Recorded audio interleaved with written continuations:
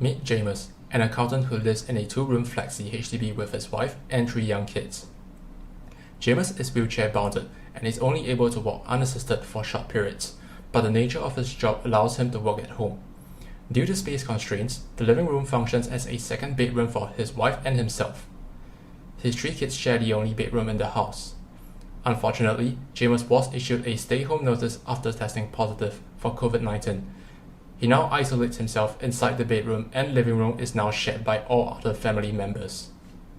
During a typical day, Jamus tries to stay inside the bedroom as much as possible and keeps the door shut. However, as the bedroom doesn't have an integrated washroom, he has to use the one in the kitchen. This means informing everyone that is outside to clear a path for him least to get infected.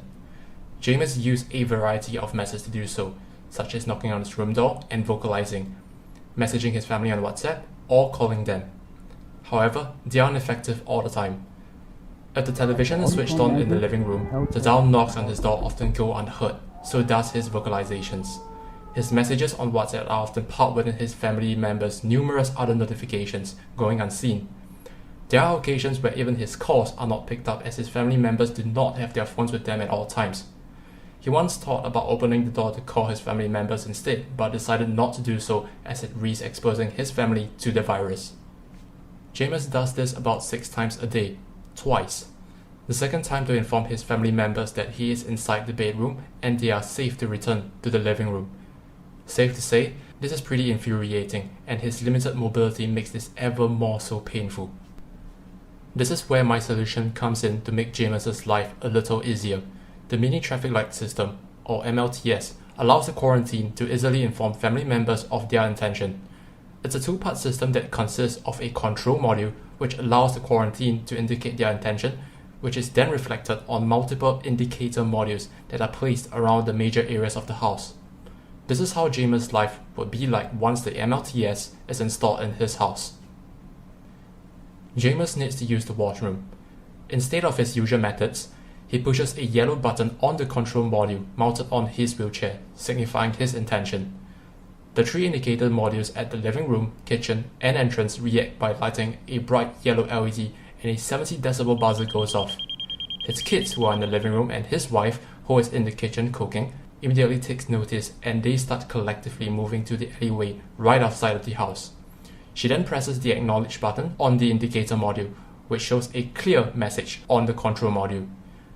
Jamus now knows that it is safe to exit and presses the red button on the control module to indicate that he is now exiting his bedroom. After he is done with his bathroom break, he returns to his bedroom, shuts the door, and presses the green button on the control module. The indicator module reflects this by lighting the green LED, and the family members now know that they are free to enter the house. This process is now much quicker and devoid of frustrations. The MLTS casing is designed to be compact enough not to be an eyesore, measuring just 12 cm per side. Yet it is spacious enough to fit all the components needed, which is mainly a microbit, 2 18650 rechargeable batteries, LEDs, buzzers, or external buttons. This is how the insides look like. The heat vents on the side and rear of the case facilitates passive cooling for the microbit, and the magnetic quick release cover on the right allows one to change out the batteries easily.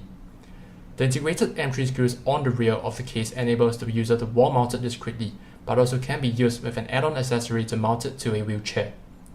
For the control module, a small laser cut acrylic piece on the top of the cutout allows the user to have a clear view of the microbit screen. The case also uses less than 115 grams of plastic, requires no supports to 3D print, and is relatively durable when printed with PETG. A possible way to make the MLTS even smaller would be to use a custom-made ESP32 PCB with at least 3 buttons with an integrated 1-inch OLED screen and a buzzer powered by one small 16340 battery.